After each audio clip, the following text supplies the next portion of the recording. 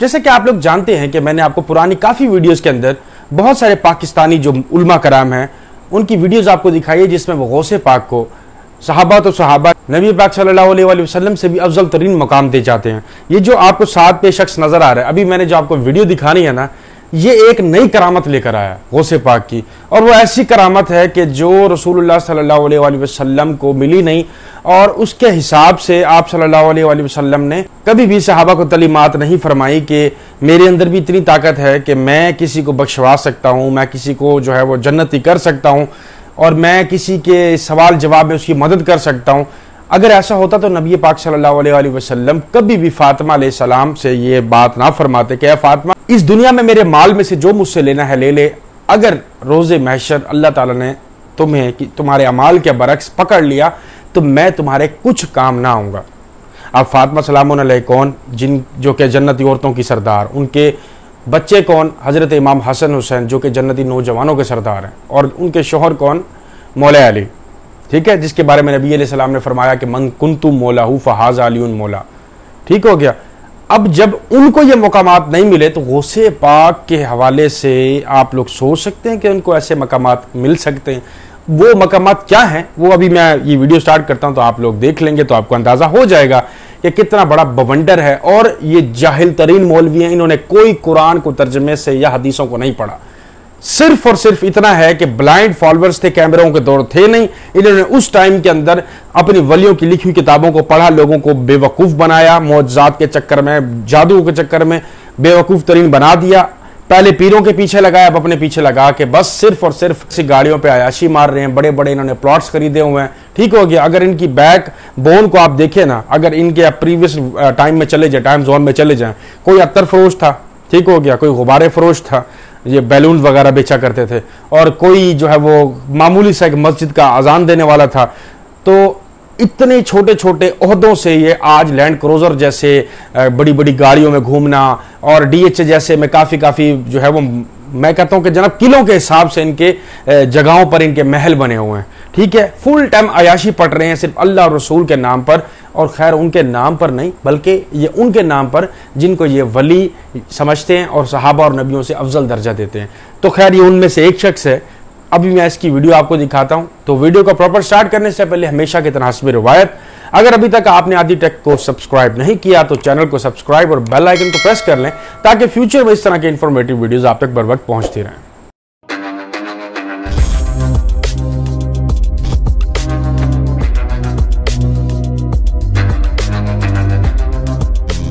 सरकार गौसे पाक रजी अल्लाह ताला अन्हु पर्दा फरमाए, इंतकाल हुआ गौसे पाक सरकार का।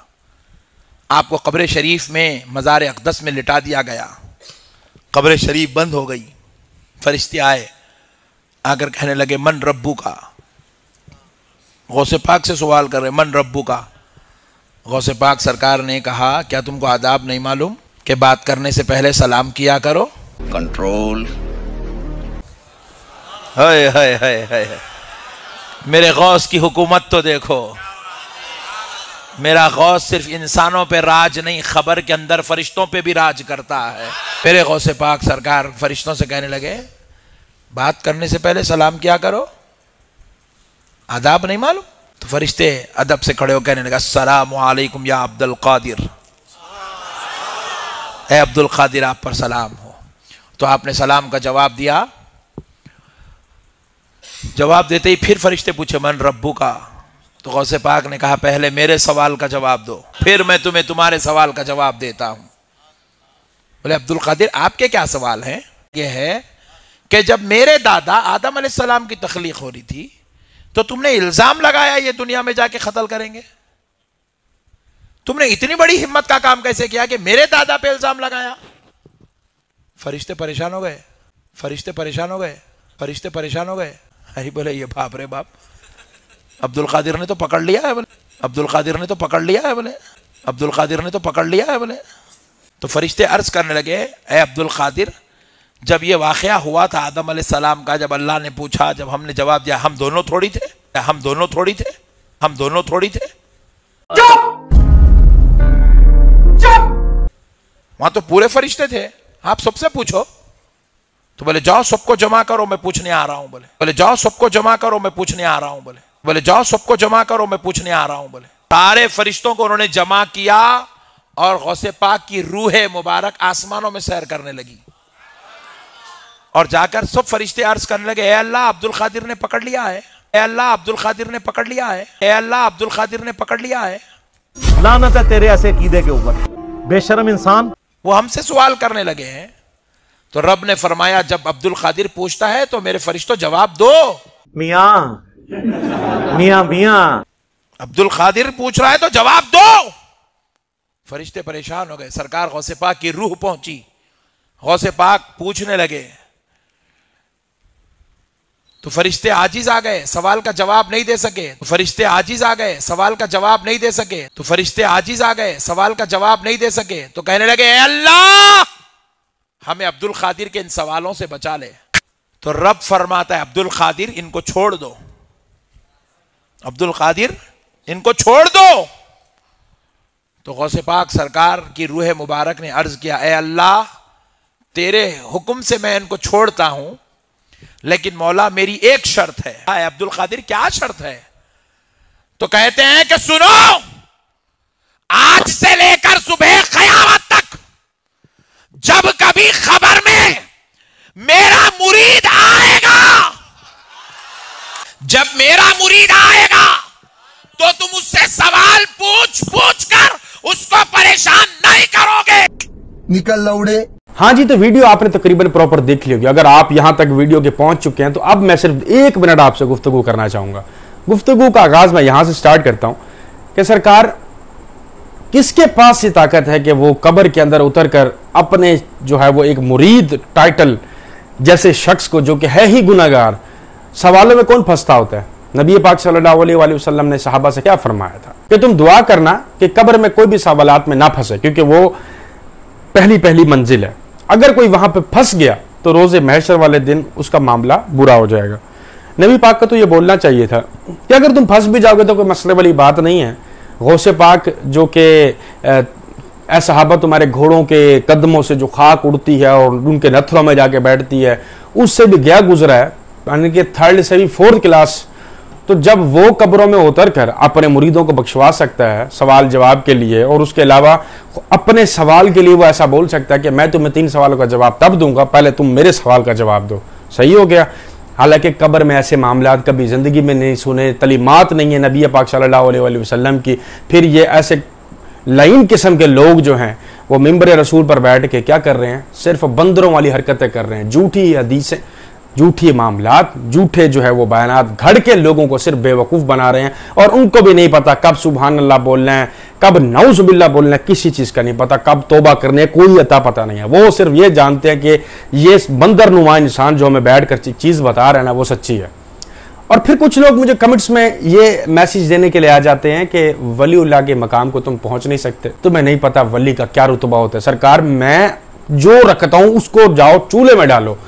हदीसों में, कुरान मजीद के तर्जमे में, नबी पाक सल्लल्लाहु अलैहि वसल्लम की तलीमात में जब ऐसी चीज़ नहीं है कि मैं बजाते, यानी कि नबी करीम अल्लाह का नबी, मैं जब किसी को बख्शवा नहीं सकता, अगर कोई पकड़ा जाएगा भी सही तो मैं उसकी कब्र में आके उसके सवालों में आसानी नहीं कर सकता।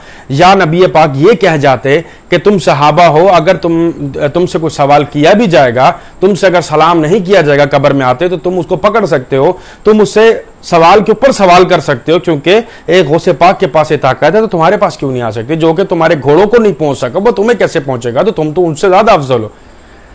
नहीं जनाब, नबी पाक सल्लल्लाहु अलैहि वसल्लम ने ऐसी कोई बात नहीं की। अच्छा चलो ठीक है, मुरीद एक छोटा लफ्ज़ है, सहाबा तो बहुत बड़ा लफ्ज़ है ना। जब वही आई, हज़रत जिब्राइल अलैहिस्सलाम नबी पाक सल्लल्लाहु अलैहि वसल्लम के पास हाजिर हुए और कहने लगे कि आपके इन सहाबा में से 12 मुनाफिकीन में से हैं। तो आप सल्लल्लाहु अलैहि वसल्लम को ये बोलना चाहिए था या ये बताना चाहिए था कि ये 12 मुनाफिकीन हैं मेरे सहाबा में से, और ये दोज़ख के गढ़ में जाएंगे मगर मैं इनको जाने नहीं दूंगा।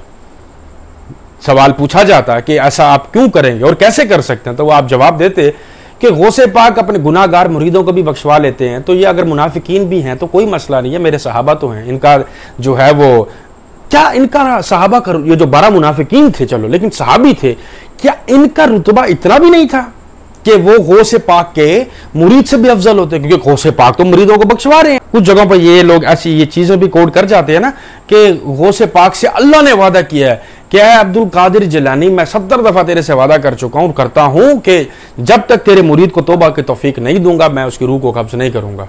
तो नबी पाक को भी ये प्रोटोकॉल देना चाहिए था, क्योंकि ये सारे उनकी उम्मती हैं। तो उम्मतियों के पास, नौकरों के पास ये खासियत कहां से? मालिक के पास जब ये खासियत नहीं है तो नौकरों के पास कहां से आ जाते हैं? नहीं, कभी भी नहीं आ सकती। जाहिलाना गुफ्तगू करना ये तब बंद करेंगे जब आप जैसे लोग इनका बायकॉट करेंगे। ऐसे लोगों को अगर आप मोहल्ले कूचे में बयान के लिए सुने तो उनके सामने हदीसों का अहवाल रखें, नबी पाक सल्लल्लाहु अलैहि वसल्लम की तालीमात रखें, ताकि ऐसे लोगों का आप रद्द कर सकें, इल्मी रद्द कर सकें। ठीक हो गया? ये एक वो दीन इस्लाम है जिसमें बड़ी मुश्किलात है। अगर ऐसे मामलात मुश्किलात वाले ना होते तो कभी भी नबी पाक सल्लल्लाहु अलैहि वसल्लम, उनके सहाबा और उनके घराने यानी कि अहले बैत को ज़िबह ना किया जाता।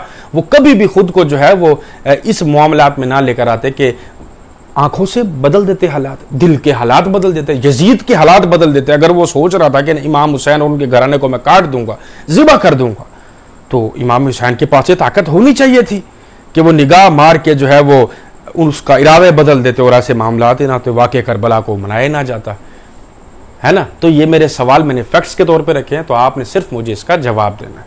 ठीक हो गया? जवाब सिर्फ कमेंट्स में देना है, इस सूरत हाल में देना है कि अगर ये सारी चीजें नबी पाक सल्लल्लाहु अलैहि वसल्लम, सहाबा कराम और अहले बैत के पास नहीं है तो ये बाबे कौन से तुरम खान है? अल्लाह ताला को गौसे पाक से इतना प्यार कैसे है?